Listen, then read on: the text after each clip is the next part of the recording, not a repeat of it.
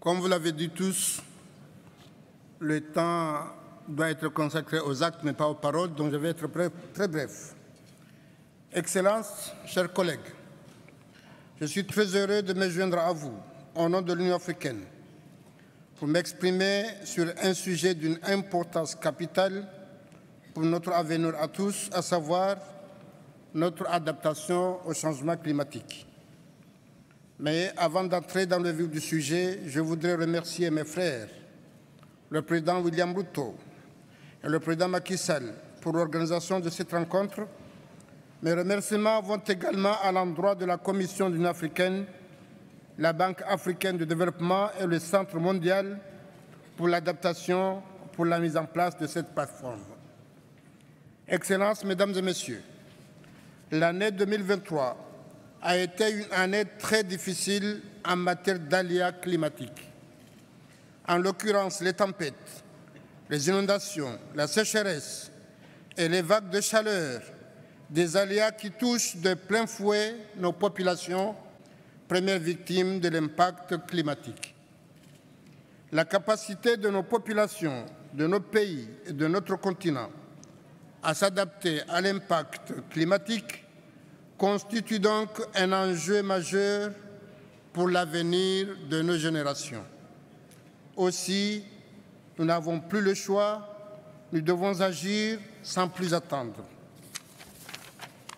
Cependant, notre capacité à nous adapter dépendra aussi de notre capacité à mobiliser les fonds nécessaires pour la mise en place de mécanismes beaucoup plus innovants en vue d'atteindre l'échelle d'investissement nécessaire.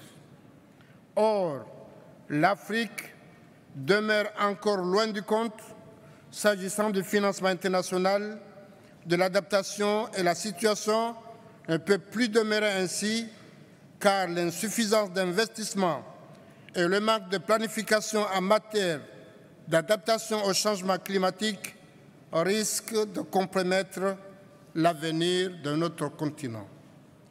Honorable assistance, Mesdames et Messieurs, la lutte contre le changement climatique sera coûteuse et peu de nos pays africains disposent de ressources budgétaires nécessaires pour relever ce grand défi. Selon une étude de FMI datant d'avril 2023, l'Afrique a besoin de 50 milliards de dollars par an d'ici 2050 pour financer les mesures d'adaptation. Certes, beaucoup de promesses ont été faites, mais la mise en œuvre est encore trop lente. Ainsi, pour accroître le financement de l'action climatique, nous devons commencer par réformer l'architecture financière mondiale, trouver de nouvelles manières d'associer les financements publics, privés et concessionnels pour accroître l'investissement et combler l'écart entre les besoins du continent et les moyens disponibles. Il nous faudra aussi réformer nos mécanismes d'accessibilité aux fonds pour qu'une fois engagés, ils soient disponibles rapidement et utilisés efficacement. Je viens d'un pays insulaire appelé l'Union des Comores, fortement impacté par les aléas climatiques. Face à la montée des eaux et à l'érosion, nous estimons que l'économie bleue constitue une bonne piste à suivre et à encourager en termes d'opportunités d'investissement innovants. Ainsi, avec nos partenaires, nous devons renouveler et renforcer les engagements pris pour doubler les flux financiers en faveur de l'adaptation d'ici 2025. Nous devons soutenir nos efforts avec nos plans nationaux d'adaptation et nos pactes d'adaptation et intensifier les efforts pour rationaliser l'accès au financement international pour le climat.